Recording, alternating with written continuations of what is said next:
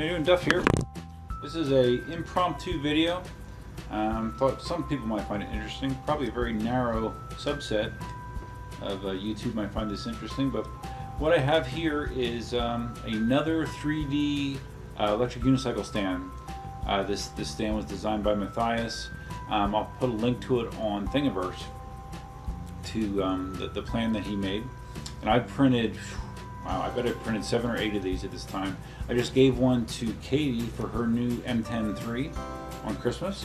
So I had to print out another one, and I did it in this cool orange filament. This is EUC filament, PLA.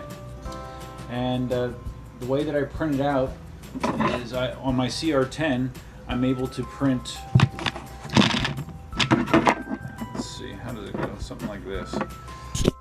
I'm able to print first these 3 pieces, and then I have to just print this up the other stand by itself. So that's the way I print it. All together it probably takes me a while, I don't know, 20 hours of printing, 24 hours of printing. It takes a while because these are very dense. You don't want to use light infill on this because you want it to be strong, so it's printed with a high infill percentage. So anyways, once it comes off the printer, I print it with a skirt, so I have to remove this skirt. There's a little bit of support material in the cross braces here. This one I've already cleaned up. This one I still need to clean that up. You'll see in here and in here, this is support material. So what I usually do is I just kind of take my little stubby needle nose and wedge it in there and pop out the stuff on the inside. It took me a while to come up with a solid technique of doing this, but I've done so many now, I kind of figured out what was the best way. And I do the same thing here on the end. I'm just kind of popping it in both sides and then just prying it out. Okay, so there, you'll see you have a nice clean hole, and you just do the same thing to the other side. And also there is some support material that has to be removed from this as well, or just like, well, I shouldn't say that really. There's a couple little pieces that that'll break off from the bottom and the sides. So once you have all of the support material out of the cross brace, next thing I do is I insert some lock nuts. Now I'm in the United States, so a lot of our stuff is imperial. So these are 1/4 inch, number 20 thread nylon lock nuts. If you look on Mathias's Thingiverse entry for this project, the nuts and washers that he lists, I don't remember the exact sizes, but they're a little bit smaller than this. So what happens is when you insert these, the nuts that he has listed into here, unless you jam like a flat-end screwdriver in here, when you go to tighten it, it wants to spin. It's kind of a pain. With these washers, it's a very, very snug fit. So snug that I kind of have to get it started, and then I use this pliers to press it into place. And that still won't get it seated all the way. Once it's pressed into place, I take my, again, my same needle nose, and I just stick it inside the center of the nut, just so it looks dead center. I just slide it down whichever direction it needs to go until it's lined up dead center in the hole. So once that is the case, you're ready to start screwing it together.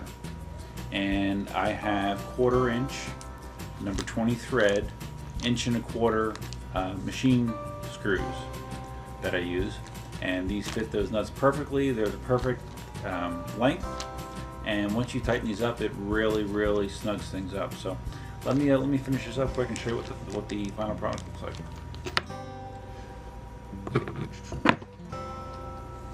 Time lapse, go.